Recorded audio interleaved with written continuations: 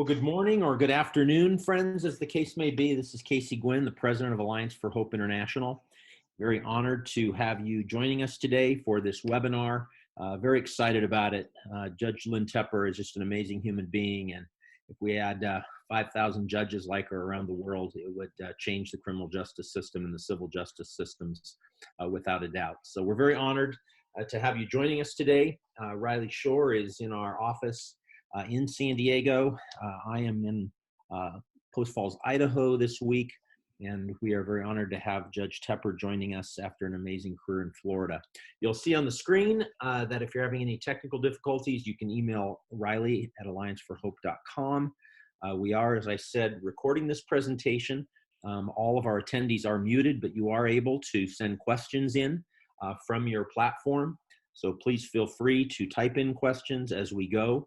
And once this webinar concludes, in about 48 hours, it will be posted in our resource library sponsored by the Office on Violence Against Women and Alliance for Hope International at FamilyJusticeCenter.com. When we conclude, we would love it if you would complete the evaluation and provide us feedback on this webinar. Next slide. So as I mentioned, Judge Lynn Tepper is joining us today. Judge Tepper had an amazing career as a circuit court judge in Florida. Her service as a circuit judge lasted more than 30 years. She also previously served as a county court judge. She was in private practice for a while. She worked as a public defender as well, and just has had an amazing career. We met Judge Tepper many years ago and were so impressed with the way she approached her courtroom, the way she approached addressing trauma impacted and exposed children and adults. And I will talk a little bit more about her in a minute, but she teaches and speaks and writes nationally and internationally. She's been published. She's been on Nightline. She's been on Oprah. She's been featured on CNN. And she's done a great deal of work training and speaking about human trafficking as well. So it's great to have Judge Tepper with us today. Next slide. As I said, I'm Casey Gwinn. I'm the president of Alliance for Hope International. Gail Strack is on vacation this week, but we are excited to be able to host this webinar and to provide really some challenging information for all of us, not just for judges or for court personnel, but really for all of us when it comes to understanding trauma and how we can mitigate trauma with our practices in courtrooms and in our organizations. Next slide.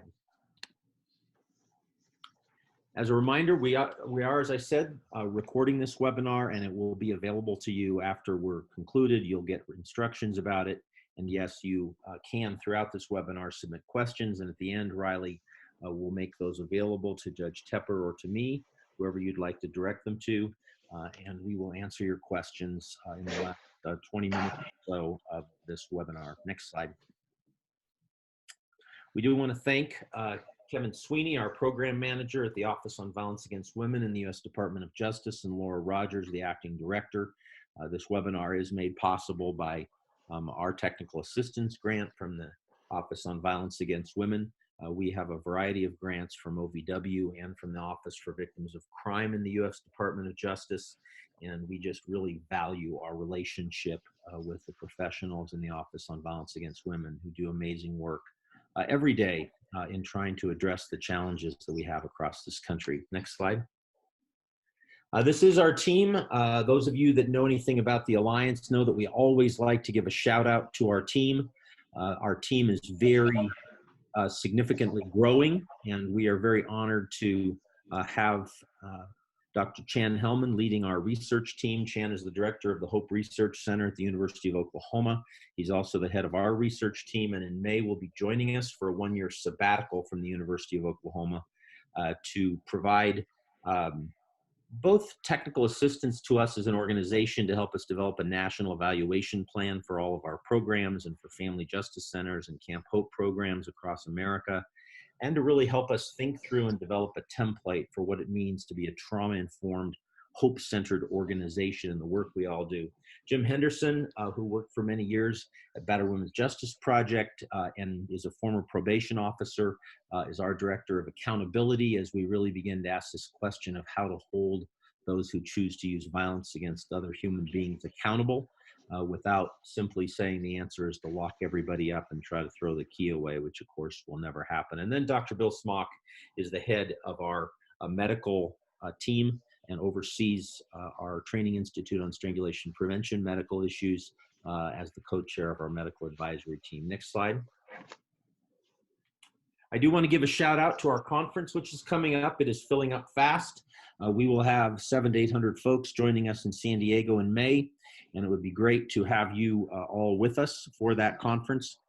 It'll be an exciting time right on the water in San Diego, May 19th to 21st. There is a one-day pre-conference on the 18th with lots of different opportunities for professionals as well.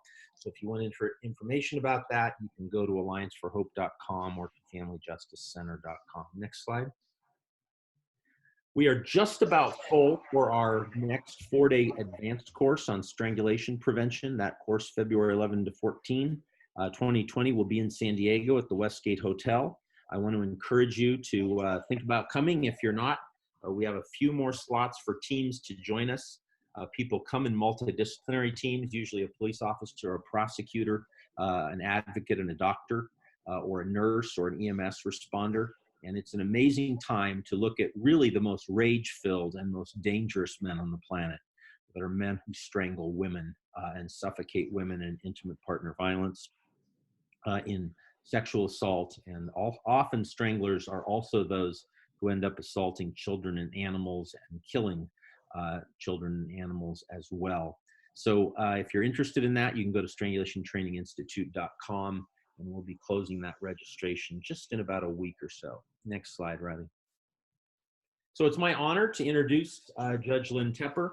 As I mentioned, Judge Tepper spent a lot of years on the bench in Florida. Most of you that know a little bit about Florida know that they got a lot of exposure for kind of this whole focus of one courtroom for everything, so that different cases don't go bouncing around in different systems. Judge Tepper was part of a national demonstration site with the National Council of Juvenile and Family Court Judges. If you've ever heard of it, it's called Project One Courts, one judge, one family, no wrong door, equal and coordinated access to justice. And I have just been so impressed with her work over the years in addressing this with juveniles and with adults. She was recently appointed to the National Judicial Opioid Task Force as well. I could go through her resume because it's filled with a ton of awards recognizing all the work that she has done. I was particularly touched by one award, which is a local award in Pasco County where she served on the bench for a number of years, called the Humanitarian Hope Award, for her ever-evolving dedication to bring life, hope, and guidance to the fallen society around her. And it says, when I looked it up, the Hope Award recognizes individuals who have demonstrated courage, innovation, and resiliency in dealing with persons with mental illness. So we're so honored to have Judge Lynn Tepper joining us today. We're going to let Judge Tepper take over and dive into her presentation. So Lynn, thanks so much for being with us today. Casey, I'm honored to have you introduce me and to speak so highly of me. What you may not know is in about 1998 at a program on domestic violence in San Francisco, you as a young assistant prosecutor spoke at a plenary session, and it was very moving to hear you speak. And I love where you have evolved today and that you have this platform to present what matters in transforming our society. Although the 1998 study has been around for 20 years as a society, as members of the judiciary, professionals that work in the courts, we didn't know about it or we were slow to accept it. And I can tell you that from my perspective, in 2005, when I decided to start a deep end drug court, I could avoid the mandatory sentences under our sentencing guidelines if I could have somebody assessed and I determined they had a mental health problem, a substance abuse problem, there was a program they could go to, and they were amenable to treatment, then I didn't have to send them away to prison.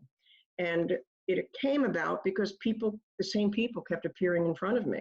And I finally turned to the state attorney and I said, sending this gentleman to prison for 6 years for drugs again didn't work the first 3 times. Why do we think it's going to work now? And so we all voluntarily, without any outside money, got together and decided we would do this court. And I got back these assessments on individuals, and I thought, aha, I have found the answer. The only reason they keep appearing in court is because they all started using drugs or alcohol at age 11.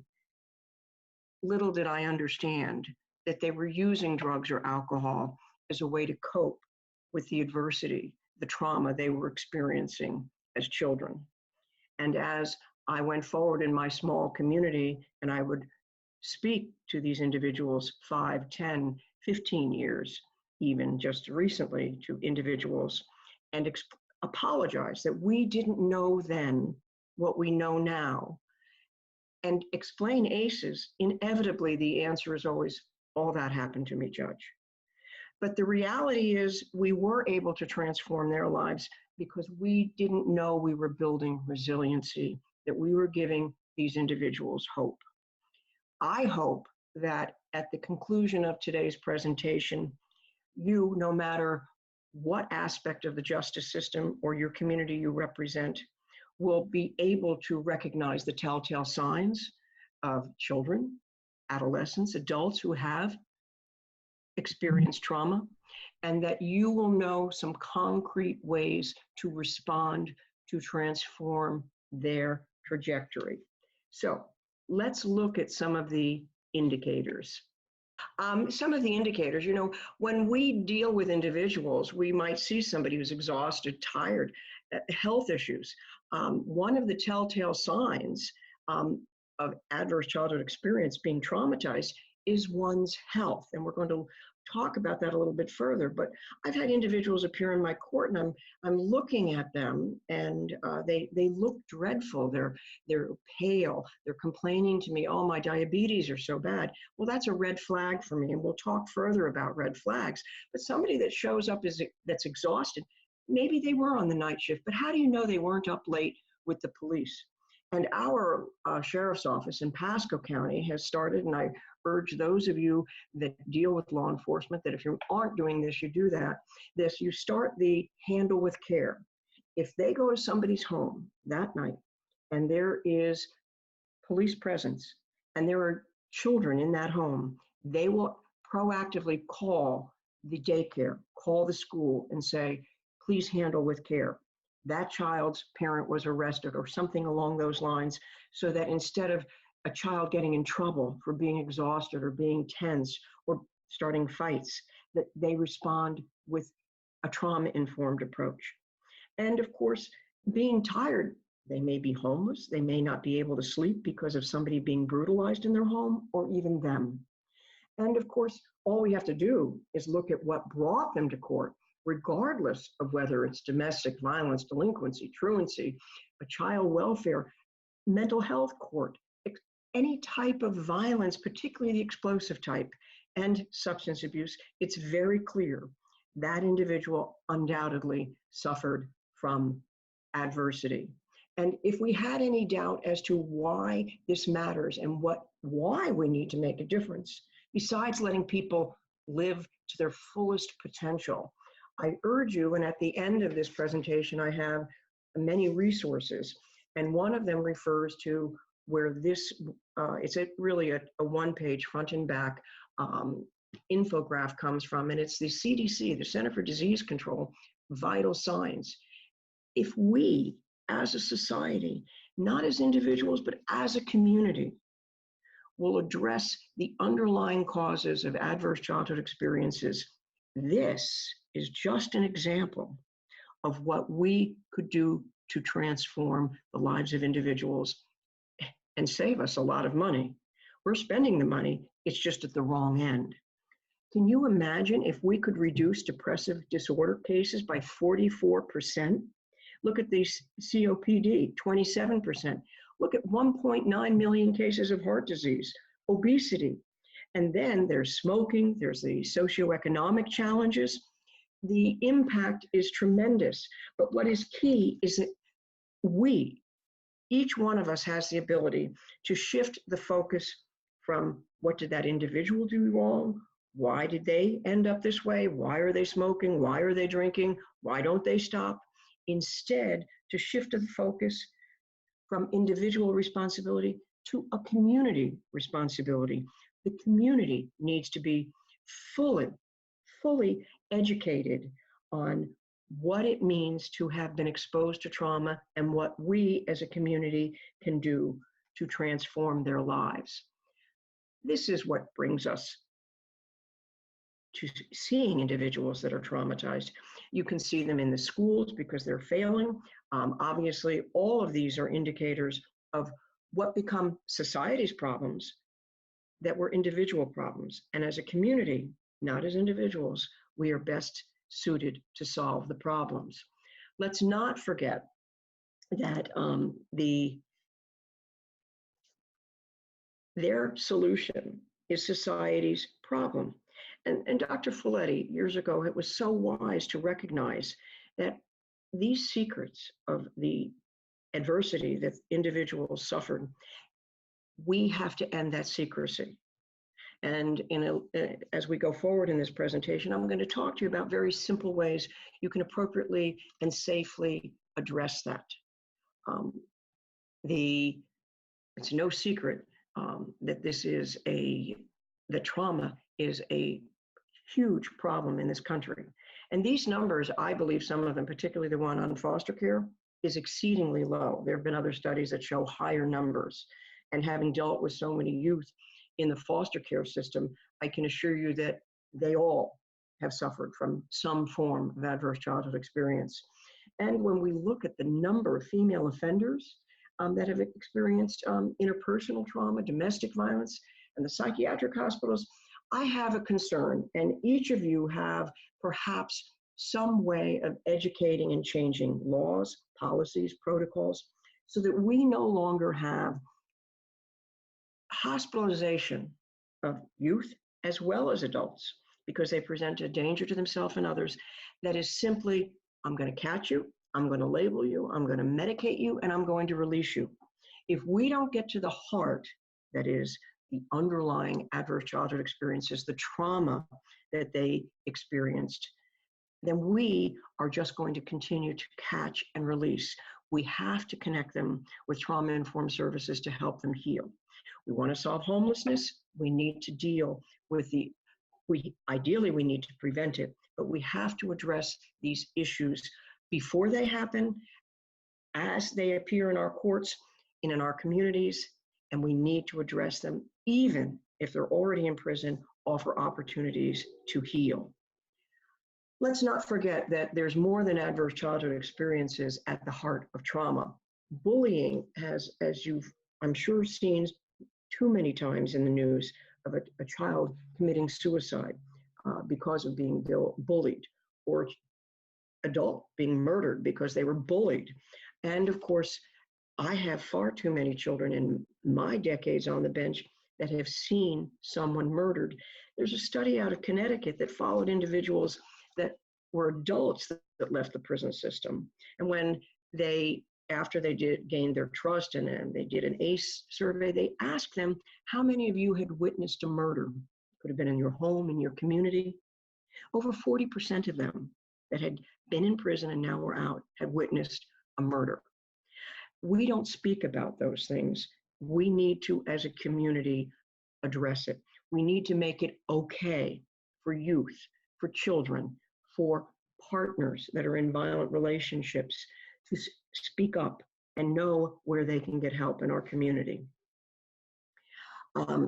Another infographic, and I urge you at the end, you'll see a lot of resources. There are wonderful 1- and 2-page infographics that are available. And this one comes from the Robert Woods Johnson Foundation. And this makes it easy if you want to educate people. I would hand it out in court regularly when I was trying to explain to even a youth or a parent or a defendant what ACEs were. And there's physical, emotional, and sexual abuse. There's physical and emotional neglect. not having somebody that didn't care for you, that didn't meet your emotional needs, let alone making sure you had clean clothing and food. And then, of course, household dysfunction, which is really quite broad because it doesn't have to be a member of your family. Maybe you had somebody that was staying in your household that had mental health or substance abuse problems.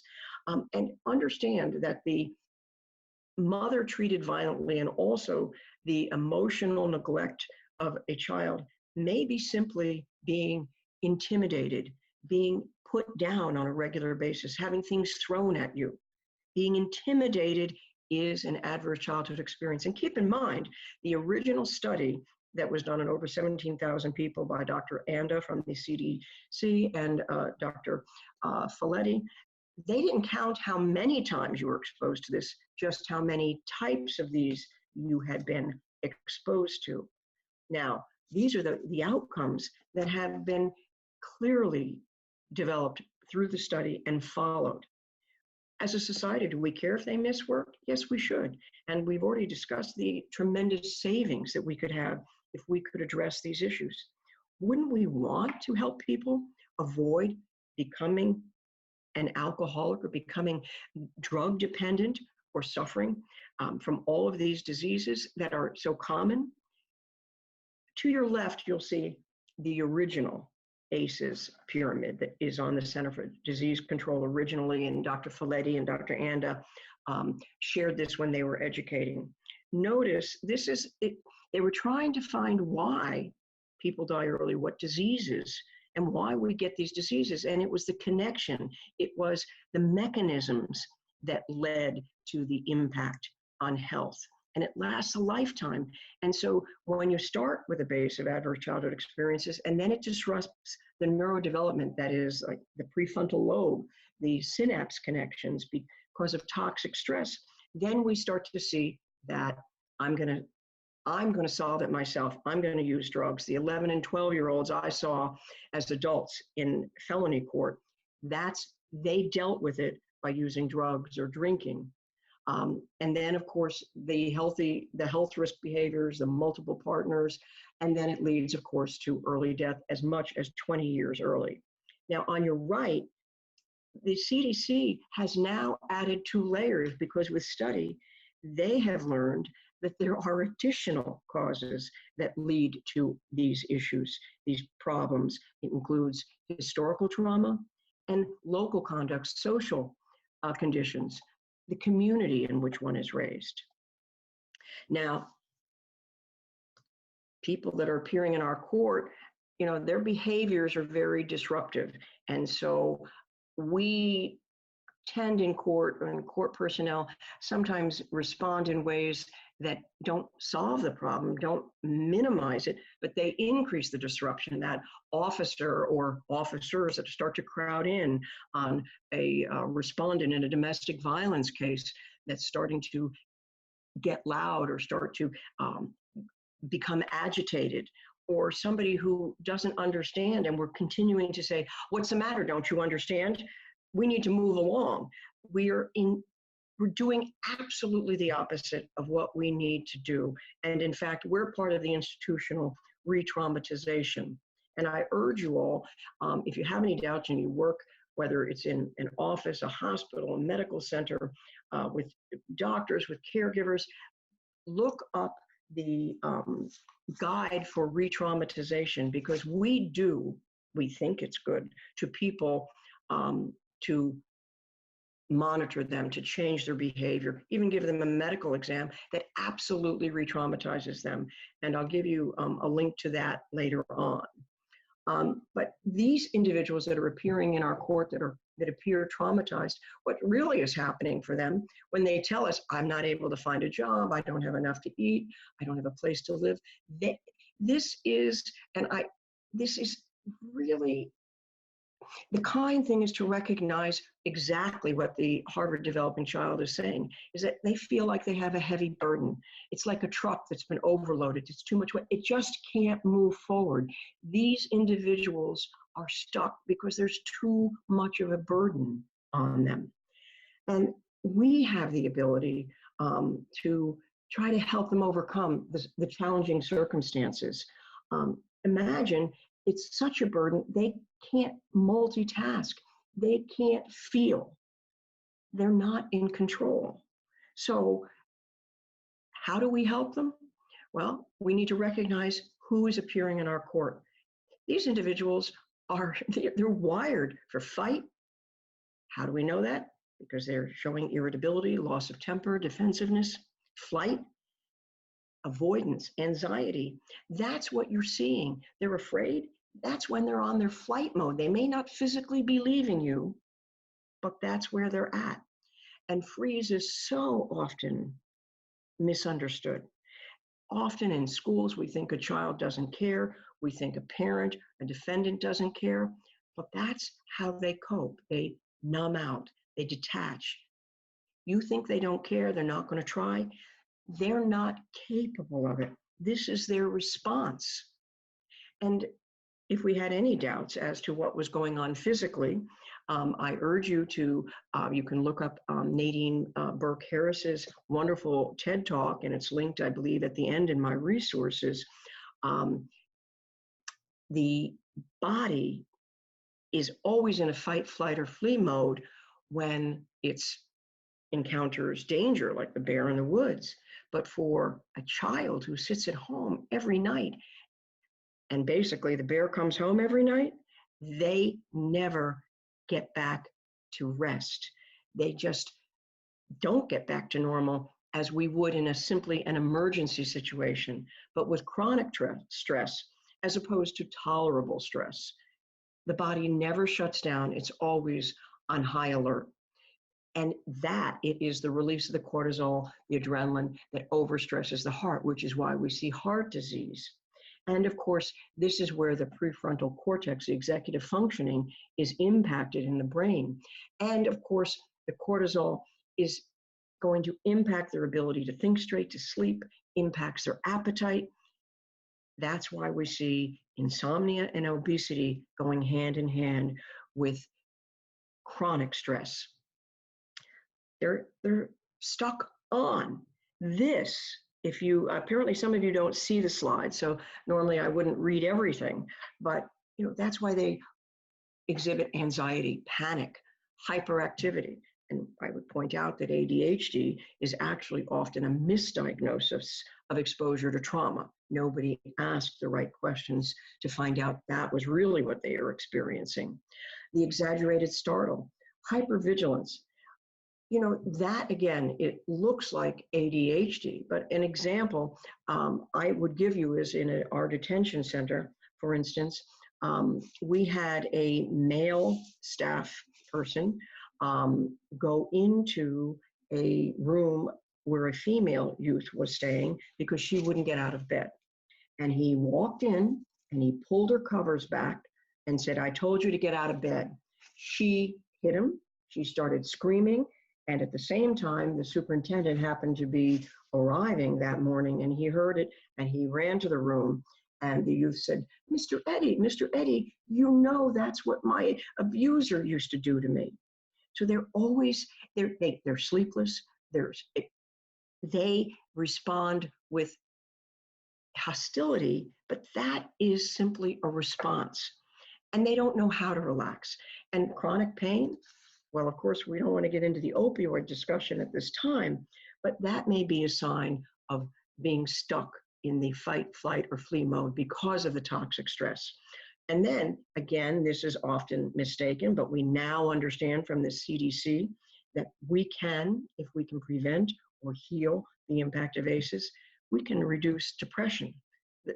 Somebody that seems exhausted, disoriented, disconnected, low blood pressure, even poor digestion, they may have suffered extensive ACEs, but they're just responding to it differently than somebody that's in, for instance, the hypervigilant mode.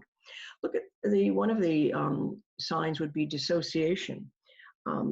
There's a book at the end by Olga Trujillo, who is now a federal civil rights attorney. And she suffered hideous sex abuse and physical abuse as a child.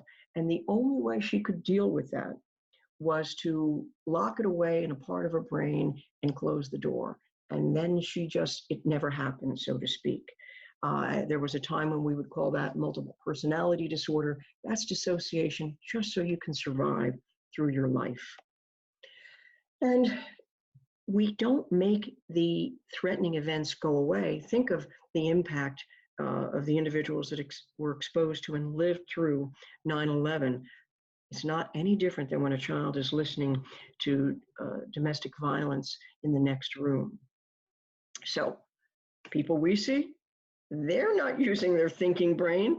They're only in their emotional brain. And so we have to expect that. And now that we have to learn ways, which I hope I can teach you by the end of this, on how to really assist them in being open to what the court needs to get through. Or if you are a provider, being able to build a trusting relationship. It's ironic, these individuals that I've just described that have been traumatized, we expect them to come in and sit down and be quiet, be respectful, and be patient. I know I've got 45 cases on the docket, and I made you all come at 9, and some of you aren't going to be taken care of until 12:30. Just be patient. And they're complex cases, and they may have many cases. And then we are shouting or giving complex instructions, like, come up here, I told you, didn't you sign this, or what about that? That is what we can't do any longer. The behaviors we're going to see, whether they're in a domestic violence injunction case, family law case, child welfare, delinquency, they're going to show signs of trauma. This is when they're guarded and anxious, they're hard to reject, they're to redirect. They don't want our help. That's typical of youth. Very emotional. Sometimes they just see danger everywhere. And that's why we have to change what our courthouses look like, even our offices, so that they don't perceive that there is danger everywhere. We have to make them able to trust us, give them a reason to trust us. And of course, they can't make transitions. We ask them to make changes and transition all the time. They make the same mistakes over and over again, and we get frustrated. That's a result of the prefrontal lobe damage. The prefrontal lobe is where we learn from our consequences. We hold on to grievances, and what the problem is, if they don't calm down, then often the courts will hold them in contempt, send them to jail, yell at them, the deputy will move in on them. That's not going to help. And then we just make it worse. So let's remember that this is all the result of having been exposed to toxic stress because of the trauma and the adversity that they have lived through. Toxic stress impacts just exactly what we need them to be able to do. We need them to have a working memory. We need them to be able to control their feelings and to be flexible. And this is also part of being able to succeed in life, being able to hold down a job. And the problem is that you see them in, whether it's in the early learning centers or it's in the elementary schools, middle school, high school, even in trying to, we make them go back to school, let's say, and get their GED. Long ago, we had a program in my area for literacy, and it was the probationary educational growth. And if they would go get their GED or go back and work on their GED, they were eligible for early termination of their probation. It's a law in Florida now. But the problem was we couldn't just put this traumatized individual, which we didn't understand back 20 years ago, in a classroom and expect them to learn. We had to give them anger management so they could learn how to calm down, so that they could get the working memory, so they could be in control of their feelings. And it led to great success. It reduced recidivism down to 7% instead of 40%. We want to help them so that they are in control of their behaviors and they're not impulsive. We want to make sure that they can change their plans, that they can change their reactions as the situation changes. Goodness knows the court system is constantly asking them to respond quickly. So we have to recognize, as members, the professionals in the courts, provider of services in the courts, that these individuals that appear before us or appear in our offices, we have to help them learn how to self-regulate by healing them. Um, it's no surprise that aggression, zoning out, all these things that I've begun to talk about with you are, as I said, mistaken for ADHD. The schools are now becoming more trauma informed. Um, and that makes a difference. Having elementary school students do mindfulness, yoga in the morning, have children in the high schools that are misbehaving participate in a mindfulness exercise instead of isolating them and causing the behavior to become worse. They don't follow instructions. They're easily distracted because of the life they have been living. So one of the, sometimes what is the tipping point for somebody to get into further trouble at school or in the courts is, I'm not going to do what you tell me to do. They refuse to do it. We think that's a choice. No, they can't self-regulate. That's part of the frontal lobe, the executive functioning. It's impaired. They are constantly in survival mode, not in thinking mode. These red flags, and later on I'm going to show you the Florida website that has been created at flcourts.org under publications. We have family court and early childhood development, and these red flags that I had begun to create from my observations in court and learning about the impact of trauma can be found on that site, along with many other rich resources we'll talk about. But one of the ones, you'll see these, it could be the circumstance of the case you need to be aware of, how they're living. Whether you're reading a juvenile report, they've just been arrested and you can see they live with a grandparent, well, there's something going on there. Or you can see that they have changing addresses when you have to keep picking, they keep not showing up in court, or it becomes evident from a child welfare report that they've been living in a shed, a child that runs away. These are all telltale signs that we have issues that are red flags. The one that is particularly interesting to me, I learned from attending an education myself at the Southeast ACEs program, which is every other year in Asheville, North Carolina, with regard to victims of sex abuse. The studies up until a few years ago had only been done on females. And of course, one of the suggestions is we need to help them heal by putting them in group and talking about it. Males don't want to talk about what happened to them. They say the best thing you can do for a male that's a victim of sex abuse is to give them a dog. And to give you an example of how evident that solution can be, I had a domestic violence case. It was the last one on the docket. There were 3 cases. The wife had filed against her husband. The adult son who lived in the home had filed against his father. His wife had filed against her father-in-law, and in her arms was the baby. I had 3 generations there. And then I had the respondent, the husband, father, grandfather, he wrapped into one. And it was about explosive anger and substance abuse. It wasn't about power and control. And he wasn't going to fight it. And as we went through the injunction on what I was going to issue, one of the things I had to get to was, well, property. And he said, I need my dog. He wasn't fighting that they could have the house. And he said, I need my dog. And the wife said, but it's mine. And he said, but it's the only thing that calms me down. Now, I already have red flags. I've got substance abuse. I've got explosive anger. And now he tells me about the dog. And the wife says, you know what? He's right. It is the only thing that calms him down. Fine, he can have the dog. And then I looked at him and I realized he didn't look healthy. And I said, sir, are you okay? You look a little pale to me. He goes, oh, my diabetes, Judge, it's so bad. And by the way, it's type 2 diabetes that is impacted, not type 1. And now I have all of these red flags. So I was trying to decide what counseling he needed. Was I going to do traditional batter's intervention, which is about power and control? Or do I need to do substance abuse? Did I need to do some trauma therapy? And I started to explain to him a little bit about ACEs and what they were. Now, I hadn't gotten to being a victim of sex abuse, But as I started to go through the physical abuse, intimidation, a mother that had been violently abused, he blurted out, "I was raped. I was raped." And he's 60 years old, and it's the first time he lifted that veil of secrecy, the taboo that had been placed on him by his abuser, by society. And so I sent him for therapy, but I had a liaison I worked with, because that's part of the solution, the community, who I could contact immediately and say, "I'm sending him over to you.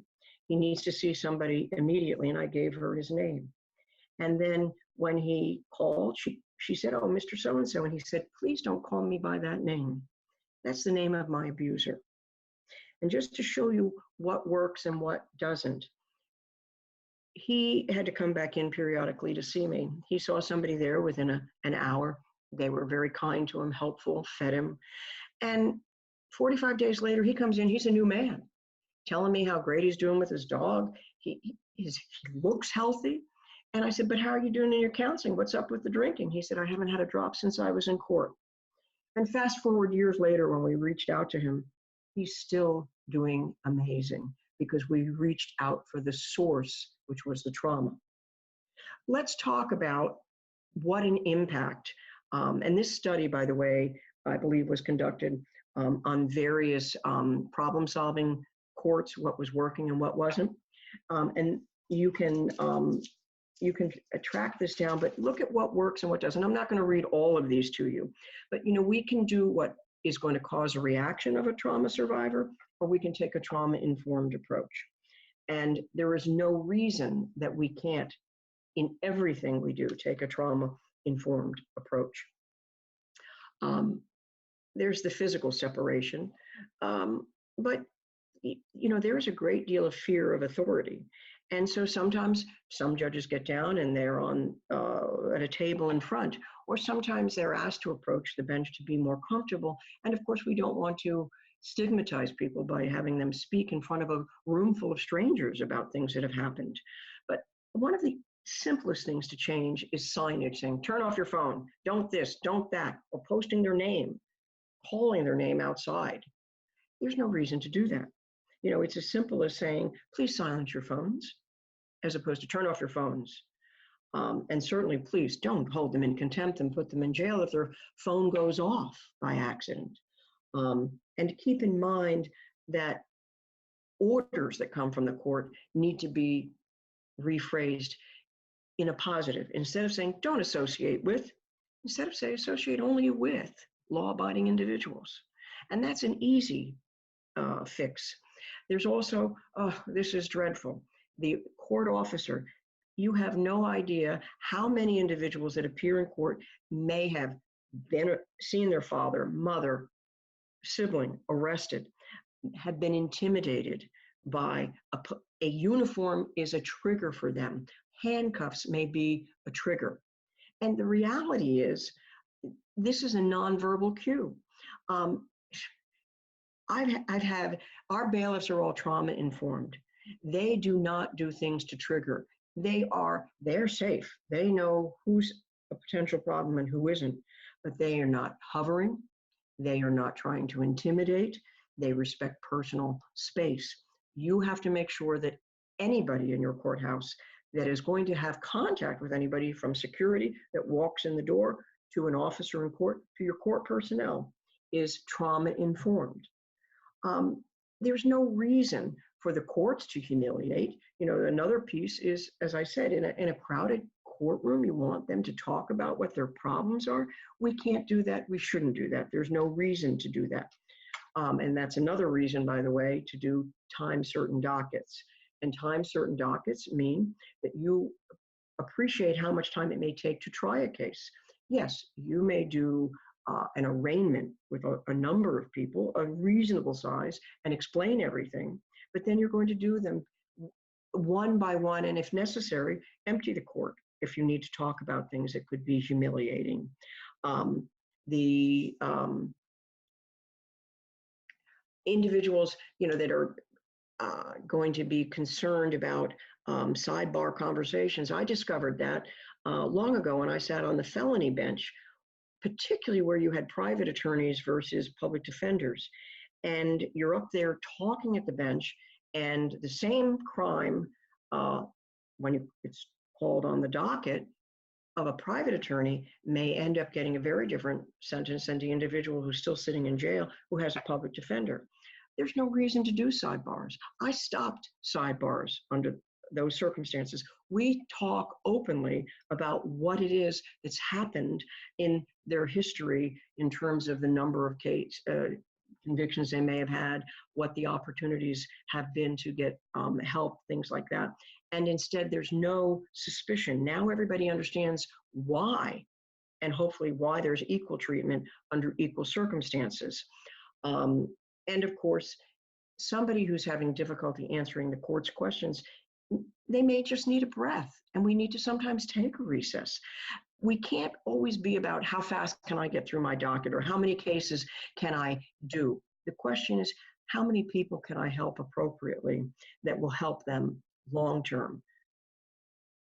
We need to understand and recognize and minimize so that we can heal. And in doing so, we begin to build resiliency. We're going to help people thrive. Isn't that what we as a community want? And we need to give people hope. I believe that we have the ability, literally, to change the trajectory of the individuals who appear in front of us if we take a trauma-informed approach, if we educate our community, our stakeholders on the impact of trauma, what it looks like, and how to help people heal. In Florida, we have, in 2001, the Supreme Court, when they formalized the model court of a family court, a unified family court, they had the guiding principles, and one of them is that we have to help people learn to problem solve and to heal so that they do not return to court. Isn't that what we want to do? Isn't that really what we should hope to do? If we're doing justice, shouldn't we look at what got them there and what will prevent other victims, will prevent incarceration in the future? So how do we do this? Let's start by looking at our courthouses. Is it safe? I can tell you that it's very simple to push somebody's buttons. And as I've indicated, going through security, even just getting to the courthouse, setting a case on a docket, I understand the first time it's set, you may not know it, but if you have a reset, is it really that hard to turn not to the lawyers and say, is this going to work for you, but to turn to the litigant and saying, if I set this on such and such a date, and we do a morning or afternoon or whatever, is that going to work for you? For some people, it may make the difference on whether they can keep their job, saying, Judge, I can't miss work so quickly, or I take the bus, or I have to get my children from school. We need to be aware of that. And we have to be sure that when we are speaking, we're not speaking legalese. We're giving them clear verbiage that the courthouse is easy to get around in. We don't want them wandering around. I have a small courthouse, but there are courthouses that are multi-stories high, and it's overwhelming to individuals. So we want to be certain that the manner in which we treat people is appropriate. And of course, we need to be mindful of when I talk about the cultural, historical, and gender issues, we have individuals that may be transgender. And so they appear in a sex different than their name. And if you're calling cases by name, I would urge you to consider what a brilliant judge in New Jersey started doing. And yes, she quietly, for the record, may put their name on the record, but out loud so that the audience can hear, call by the name that individual wants to be known as, so that somebody dressed as a woman doesn't get humiliated by being called by a male name as they approach the podium or approach the bench. And understand, I didn't make this up. The the Substance Abuse and Mental Health Services Administration, they came up with key principles of a trauma-informed court approach. And that's all I'm suggesting, is we want people to feel safe. Another piece of feeling safe is whether they're going to meet an abuser, it could be a parent, whether it's a respondent in a domestic violence case, a perpetrator.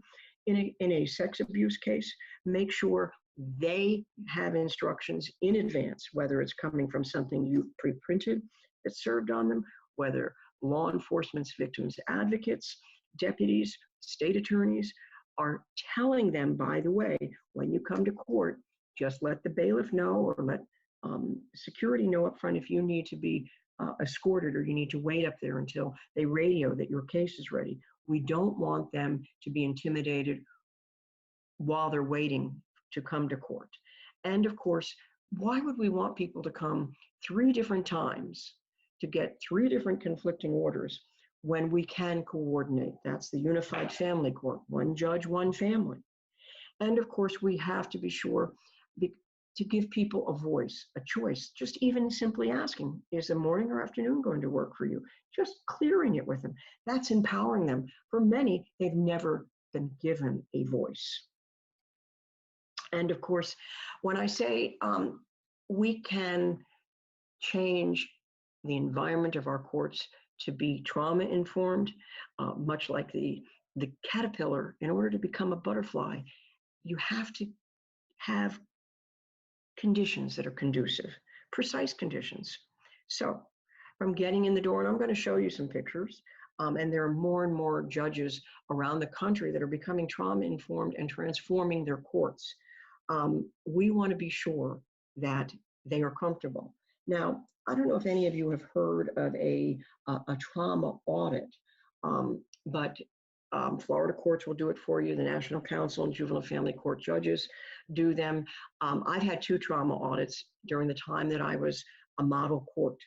And I can tell you that I thought I knew what I was doing until they walked the courthouse during hearings to see what was going on.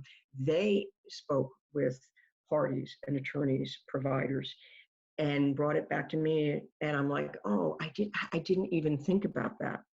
And so we made sure that we didn't have respondents and petitioners in domestic violence cases sitting together, even in the courtroom. I'll show you a design that we created to make it safe, but we want them to feel both physically and emotionally safe, and we don't want them re-traumatized. So make sure you walk where they're going to walk, see what it looks like when you come through. I used to say I was traumatized as a judge going to visit another courthouse in the Tampa Bay area when they would intimidate me saying, don't you know that umbrella needs to be in a plastic bag? I'm intimidated. I can't imagine how intimidating they were. They've changed their ways now to individuals who have been traumatized. We need to be sure personnel are trauma informed. Make sure that your personnel have been trauma informed. One of the things pointed out in my trauma audit years ago was we're busy doing important work, talking about sensitive issues. And if you had 2 clerks sitting up there, or an attorney that was coming up to see a clerk on an upcoming case, they're chit-chatting and they might be laughing about what happened. That's personal to the person who's been traumatized. They're wondering, oh, they must be laughing about me.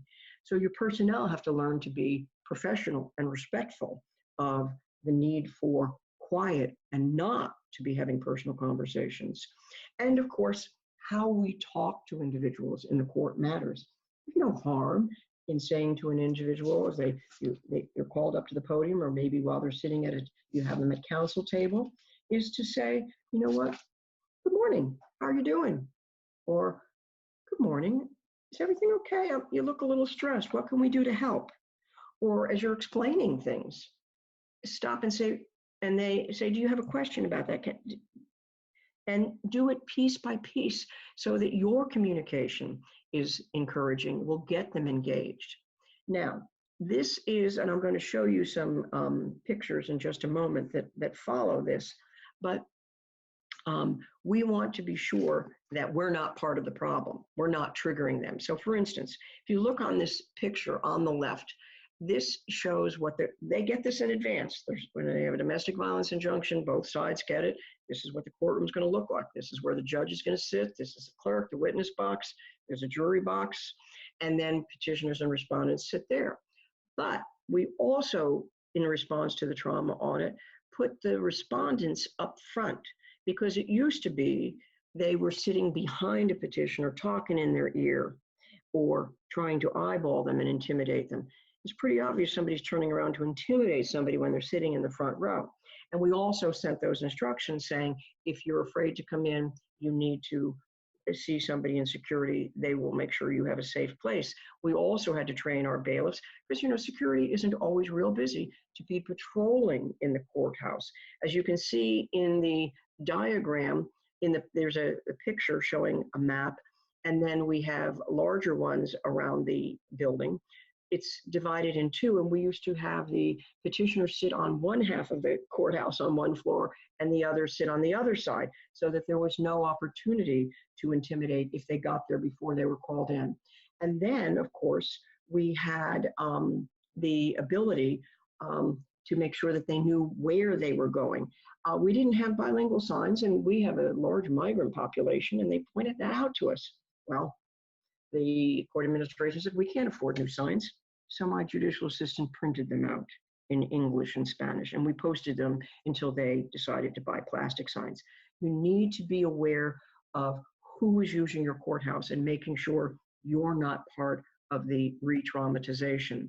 The court environment may hurt, or it can help. We have therapy dogs that come in on various days of the week when we are likely to have very difficult cases. We use them in child welfare cases. If I needed them when I had a child testifying, be it in a delinquency, a family law, or even a domestic violence case, I'd get the attorneys to agree, and we'd have a therapy dog in the stand with the youth as they were telling the story of being victimized. This is good for everybody to have therapy dogs, and Florida has a law now that allows therapy dogs to be in courthouses. And you'll see when I believe they're going to share all of this with you, these PowerPoints. These sites are, I don't know if yours will be interactive, but that's the Trauma and the Child Development Toolkit I mentioned to you on the floridaflcourts.org. You can go to it, and it's interactive. You can click on and see what you should say, what you should do, what you shouldn't do, what's therapeutic, what's encouraging, and what isn't. We have to change how we handle cases. We literally need to flip the script. We can't, it's not, yes, people have to be held accountable. Yes, we have to get to the point of finding out whether there has been proof, but we can be both therapeutic and we can adjudicate.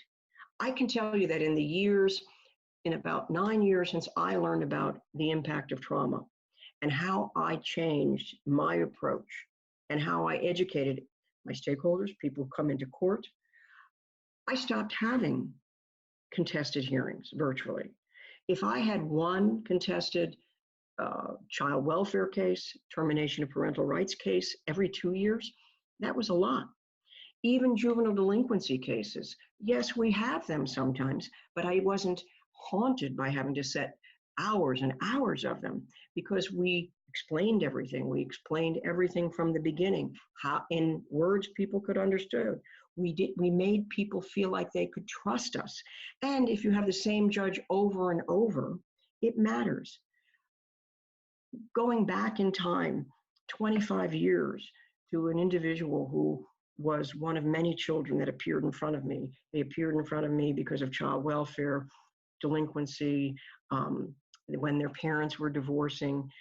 I knew nothing about what had happened years past because we didn't know about ACEs back then.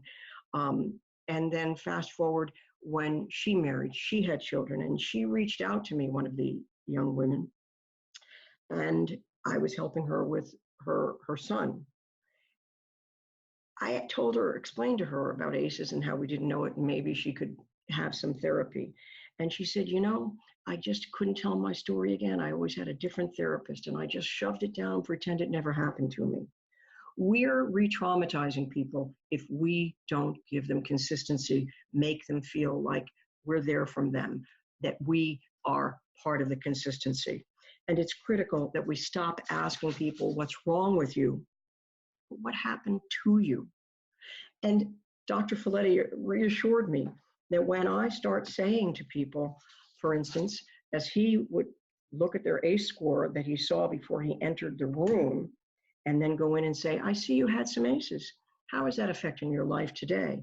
Or I do something similar to that when I'm looking at a juvenile who's just been picked up and I'm looking at all of the telltale signs of adversity in their life, that it matters to somebody that you don't think ill of them, like so much of our community and their world, and that you are there to help them. So when I take the time to explain to youth, for instance, that have just been arrested, and I see the telltale signs of ACEs, I might have 7 youth in front of me. And as I explain a little bit about ACEs and the tears start flowing down their cheeks, male or female, and I say, it's bad things happened when you're younger. It's not your fault. You couldn't have prevented it. There's nothing you could have done to stop what happened to you or your brother or your sister. You deserve to be happy. You deserve a future that's free of your past. You can heal from bad things that happened to you. I can get somebody to talk to you who might be able to help. Do you think that might help? Now, you saw that doesn't take less than a minute to say. And inevitably, they're shaking their heads yes. And because we have a trauma-informed juvenile justice program, detention center, I can write on an order, we'll participate in trauma-informed services immediately. We can inspire hope for them. That's giving them hope that the present is not their future. And heaven forbid we not try to establish relationships. It's just common sense that you want to have eye contact.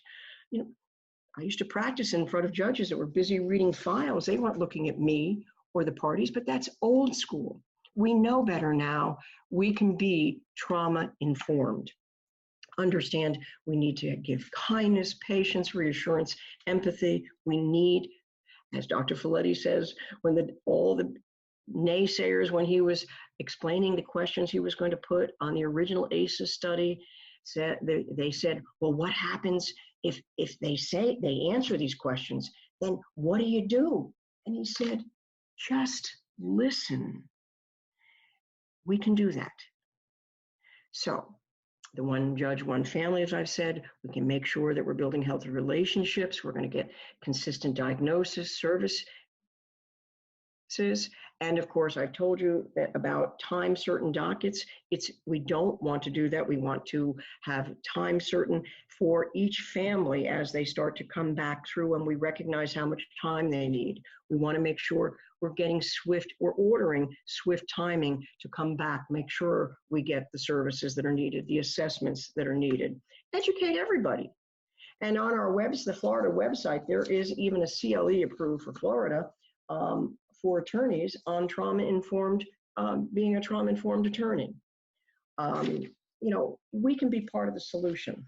We can make sure that we're doing all of these things, that we're ordering trauma assessments. We're making sure that we only use evidence-based providers, qualified assessors.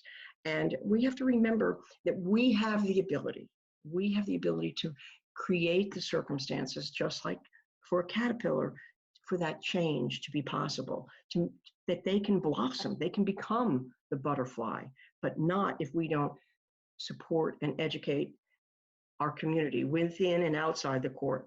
This is just a page from Florida's website that shows you that we need to presume trauma and that how we can help changing how we speak. It's a wealth of information. It's always being updated. And you can click on whether it's trauma and child development, the problem, the solution, the goal, court implications, resources, and national resources. And by the way, there's now another one that is the curriculum. And there is the trauma curriculum you can see now. This is what the page will look like on the Florida Court's website. And as you can see, you can even click on there to hear and see Dr. Folletti's keynote presentation when he spoke 2 summers ago for the circuit judges. Florida has adopted the Big Ten, and I urge you to go back to your communities and your stakeholder meetings, talk. If you're on a committee that deals with the Supreme Court, say, why don't we do this? Why don't we take this approach? We have to understand trauma, presume trauma. We have to be a convener. We have to bring people together, the stakeholders, to begin to give people a clean, so we understand how to give people a clean slate, give them opportunity. Forgiveness is big. And I'm not necessarily talking about a victim forgiving somebody. I'm talking about individuals who appear in the court forgiving themselves.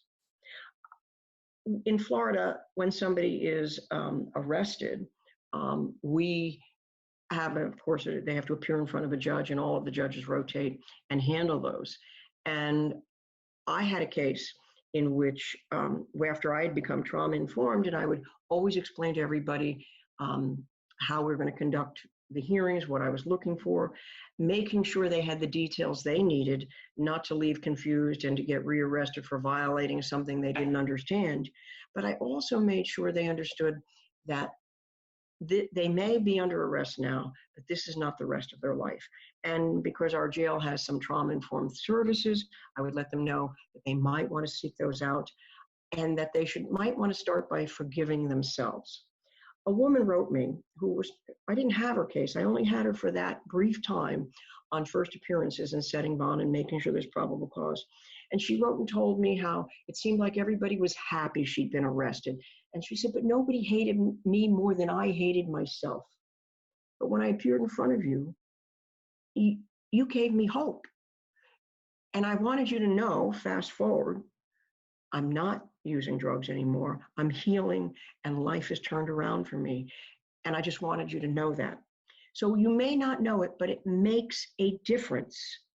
Now, the Big Ten that I mentioned, I do want to point out that the National Judicial Opioids Task Force has adopted a lot of recommendations, and I'm very proud to say they adopted Florida's top 10 as what courts should do to be trauma-informed to address the opioid issue, because substance abuse is experience-based, not substance-based. And one of the richest resources you're going to find is the Harvard Developing Child, and I urge you to go on there. They have innumerable very short videos you can use when you train people. Whether I saw somebody ask about training prosecutors, our prosecutors, they never appealed me, by the way, when I was deviating downward. They saw the positive.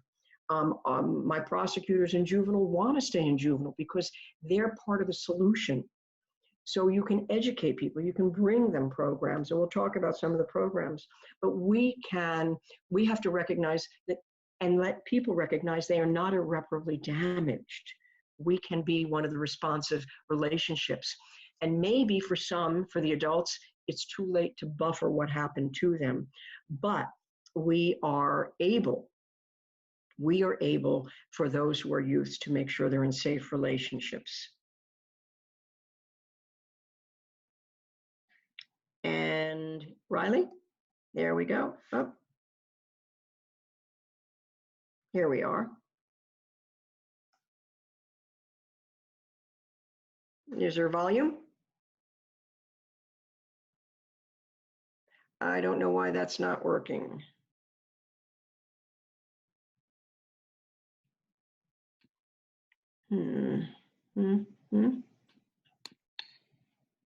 It's not lost on me the irony of being back in the same city, Milwaukee, where I grew up on welfare, poor, a lot of negative experiences, sexual abuse and all of that.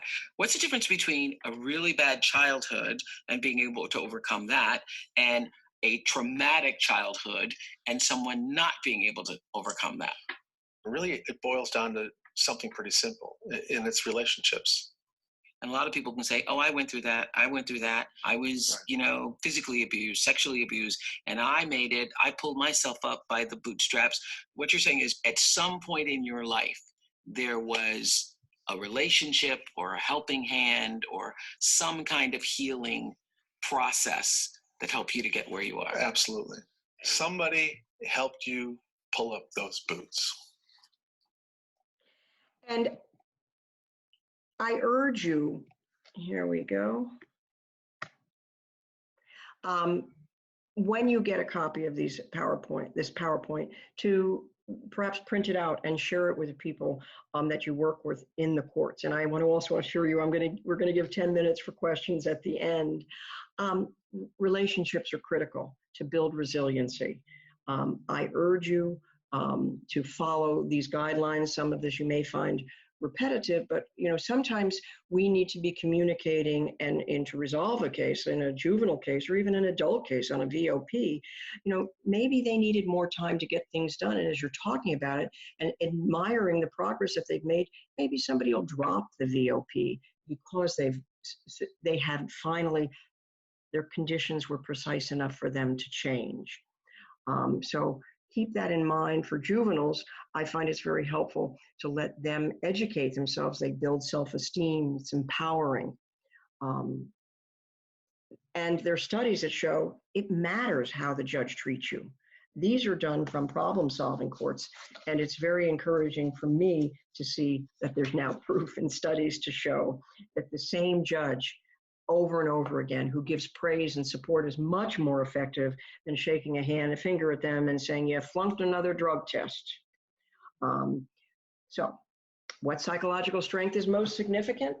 To buffer adversity and stress, a psychological strength, mind you, to predict adaptive outcomes that can be learned and sustained. Hope. Hope is the single best predictor of well-being compared to any other measure of trauma recovery. And that comes from the study that Dr. Hellman and attorney Casey Gwynn conducted. And look forward to the release of their latest study, which is even more astounding. But there's no reason we can't give hope to those we encounter every way. We're not going to change the past. It doesn't mean they're going to get over it or it's gone, but we're giving them hope for the future. And we just want to make sure that they have that opportunity. And of course, finding different, what's going to work for them. And there are a variety of things. And this is available through the American Psychological Association. You can go and click on to find different ways that are considered positive ways to build hope and resilience, giving somebody a positive self-view. They may have messed up a bunch, but you say, wow, I'm really impressed. I can't believe that you've already managed to find a part-time job. Good for you. Or I'm glad you kept your first appointment. Find the positive, not just what's wrong? Why did you miss 2 out of the 3 appointments? Instead, you need to be asking, what can we do to help you? What can we do to help you succeed? This is in a remarkable publication that I found recently that has come out. This is not just Dr. Jack Shonkoff from the Developing Child.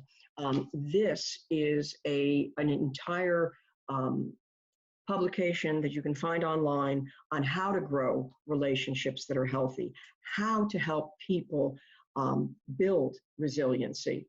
And then, of course, here's another publication, even though you may not be a judge, the National Council of Juvenile and Family Court judges have a publication that came out in, I think, about 2008 on 10 things every juvenile court judge should know. And as you can see, they embrace understanding and applying an understanding of trauma and its impact.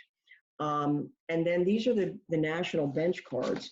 The National Child Traumatic Stress Network, with the stamp of approval from the National Council of Juvenile and Family Court judges, created what we can use. If you don't know how to do it, this tells you how and when you can give out to an assessor. And these are just, I'm not going to read it to you, but the different things that a judge should be considering on placement, prevention, risks, positive relationships.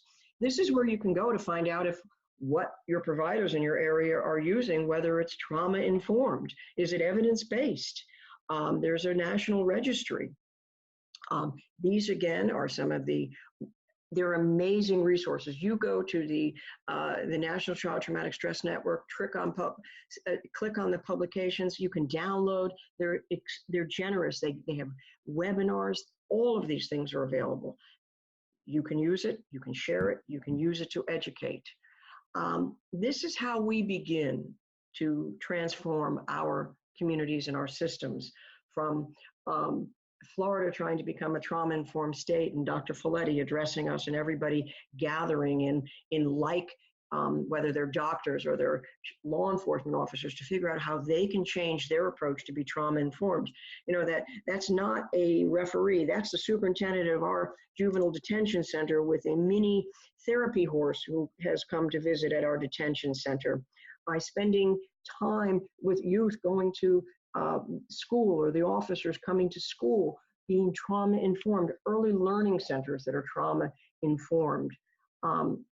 Partner with your local universities. Ours puts on, they stopped calling them social work conferences. They now call them trauma conferences. And partner with local experts. They can come in and assist you. They can educate. You've got to have meetings. I had meetings 9 out of 12 months during the year that were educational. And we'd learn about providers in our area. I'd bring in, whether it was a neuropsychologist, maybe it was an expert in trauma with youth. We can do it. You've got to have, here are some topics that you can do on trauma and the services, what's going to be better for a child, a youth, an adult, and the impact to avoid disruptions and having youth run. That's just an example. You know, we talked about earlier, the CDC has added 2 bottom layers, and one of them is the community, and that's the PARABASES. It isn't just adverse childhood experience, it's adverse community environments. The adverse community environments where you have, the violence never ends. There's no post-traumatic stress. They're always exposed to the violence in their communities. That's what we have to recognize. And we need to recognize the leaves are the symptoms. The roots are in the source of the problems, as well as the adversity as children, and besides their environment. We're going to skip this video. If you haven't seen Resilience, which has appeared on PBS, you can purchase it. It is the follow-up to the Paper Tigers movie that James Redford, the son of James Redford, has won awards for. Paper Tigers takes an alternative school, and an administrator learned about ACEs, educated all of his teachers, and transformed the lives of the students, reduced the suspensions of girls to 0, cut in half, by at least half, the boys. And then his follow-up is Resilience. It is a phenomenal movie that you should purchase and share with your community. These are your partners. If you haven't heard, if you don't work with your 4-H clubs, if you don't work with the Girls and Boys Club, the human trafficking field, you need to reach out to them. You even need to consider, our Economic Development Council has attended our meetings. The faith community can be a rich source of mentors. The migrant community needs a voice, can partner with you. As I've indicated, our health department is part of the team in some of our in-home behavioral health programs. Our service club pays for enriching experiences for youth. They are amazing at providing mentors. And if you're not familiar with the National Children's Advocacy Center, they're in every state, and you can click on and find one that's near you. They know how. They're trained to do trauma-informed assessments. It's about having a heart and collaboration. You can bring the community together, educate them, find out there may be things out there you don't know. But once you start to share the passion and share the dreams, they're going to want to be part of the solution. That's how you change the community. We need to get his volume. Dr. Folletti, if we could, Riley, before we start to conclude. We're about to conclude. Made me realize how much of what we see in adult medicine is the result of what was present but not seen in pediatrics. It's just not a social worker's problem. It's just not a psychologist's problem. It's not a pediatrician's problem. It's not a juvenile court judge's problem. It's everybody's.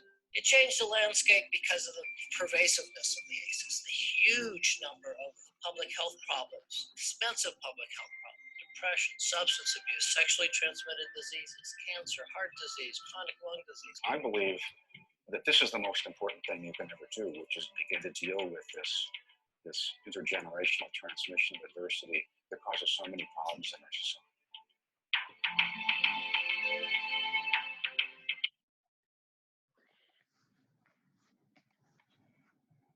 Here we go. This is what our courthouses can and should look like. These are the relationships that we can build. This is what our waiting areas should look like. Some of these are in Tennessee, Oklahoma, Mississippi, have transformed what is people find when they enter into offices that work with the courts, into courtrooms. This is my courthouse. These are, if we can meet their needs, with Maslow's, if you're familiar with Maslow's hierarchy of needs, the best tool of encouragement is meeting somebody's need. And that's why I could tell them where they could go for a free meal, where they could go to get clothing, where they could go for any of the services that were needed. And of course, I used to feed people too. And to go into a courtroom and find that there's a sign that says kindness matters, they know if there's big stuffed bears, this is a different kind of courthouse.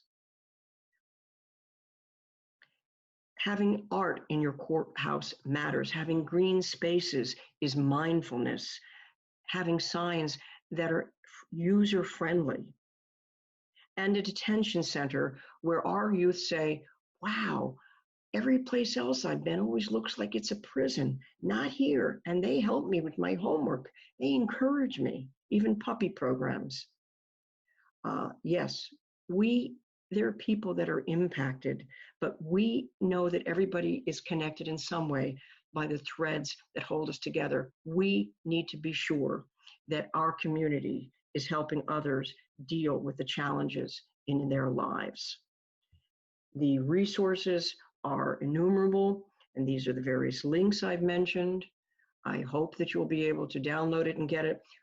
As I said, I don't read the law anymore. I read books. These are among, you'll see Casey has 2 books in here, the books that you might find to be helpful and to pass on to others.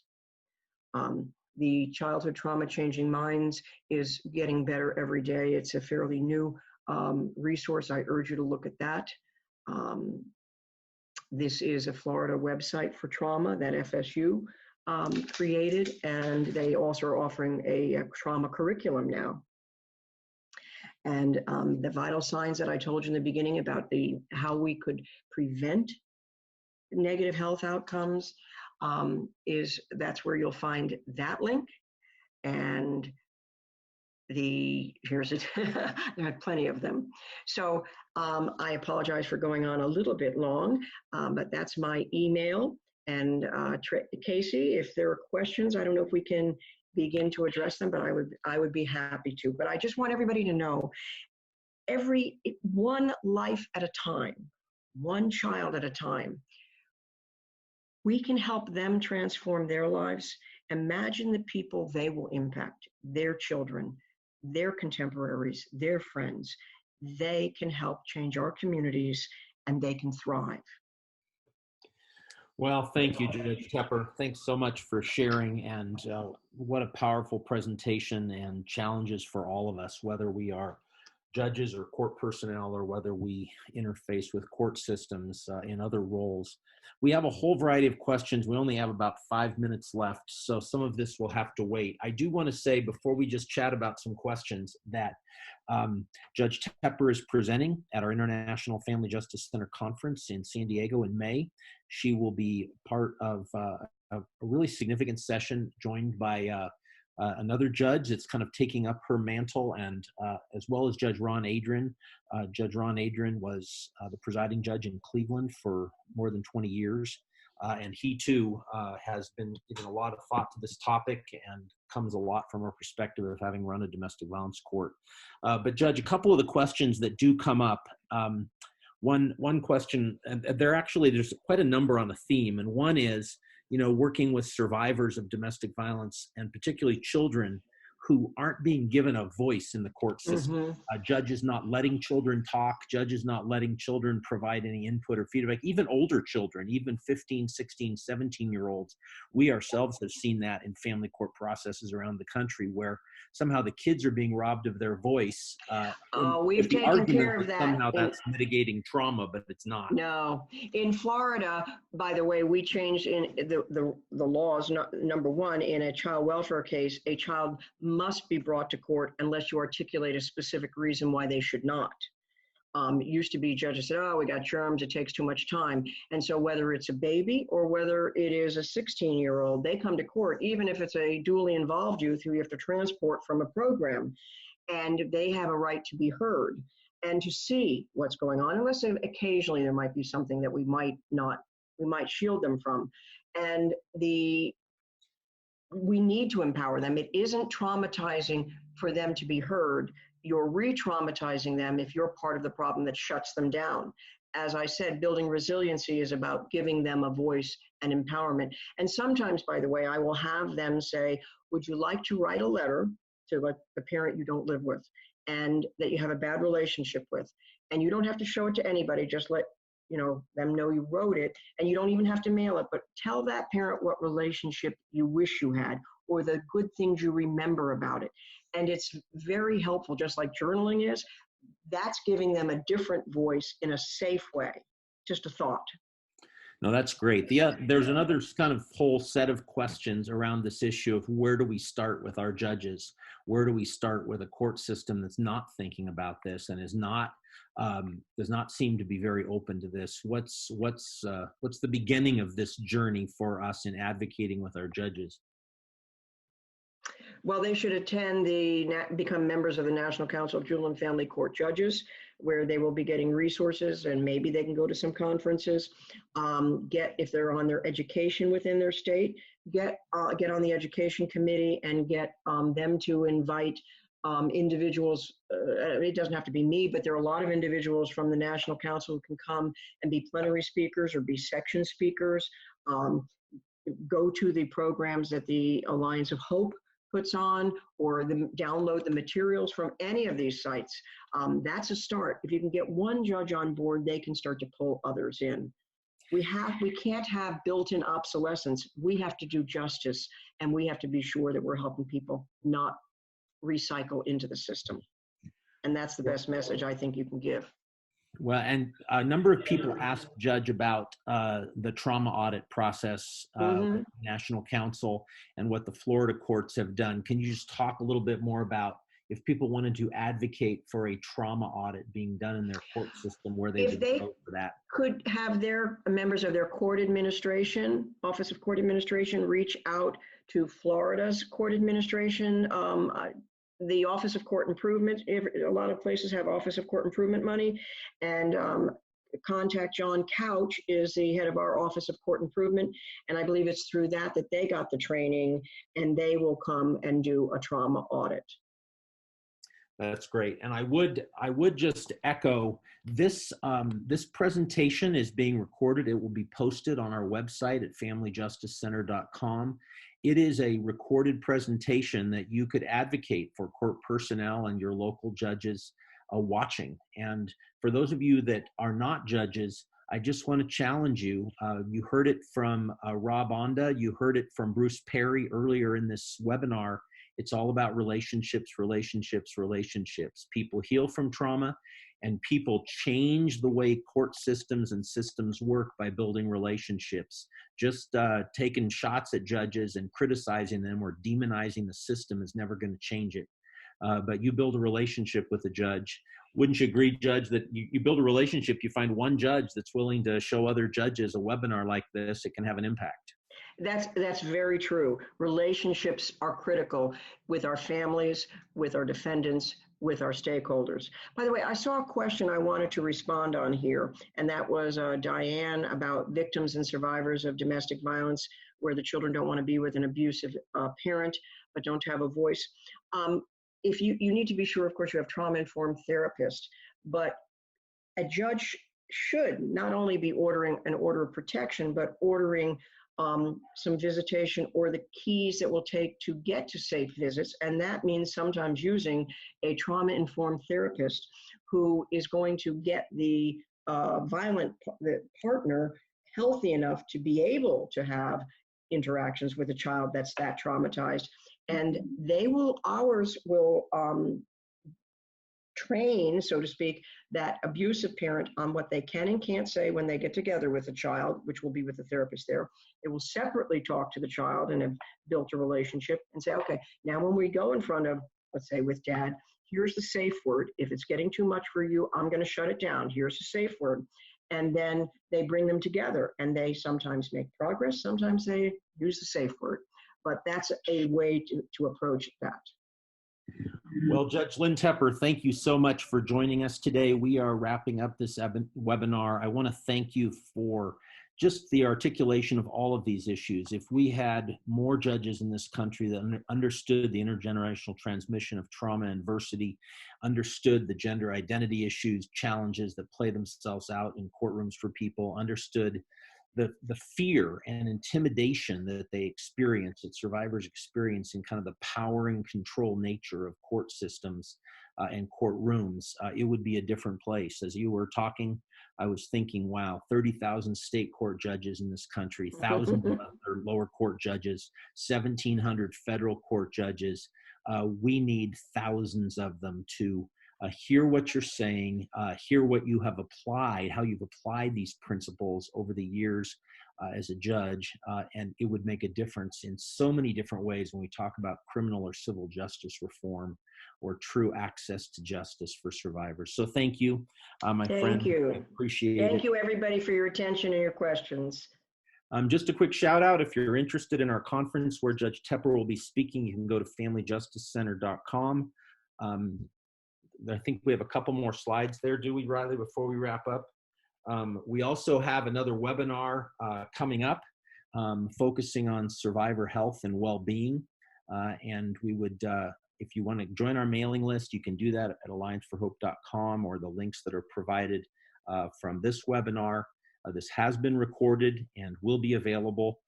You will receive email instructions and can download the materials from this, including the PowerPoint, and you will be able to access your certificate of attendance.